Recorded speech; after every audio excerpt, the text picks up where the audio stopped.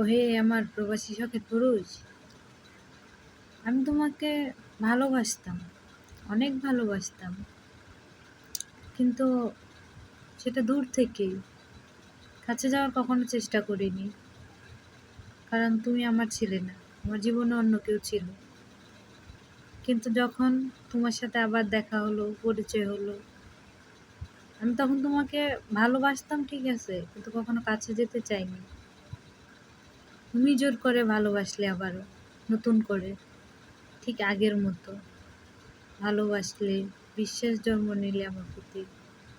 কিন্তু দিন শেষে আমি যখন তোমাকে চাইলাম খুব করে, আপন করে, কাছে পেতে চাইলাম, তখনই তুমি আবার সে আগের মতো দূরত্ব বাড়িয়ে দূরে চলে গেলে। কেন করলে এটা আমার সাথে?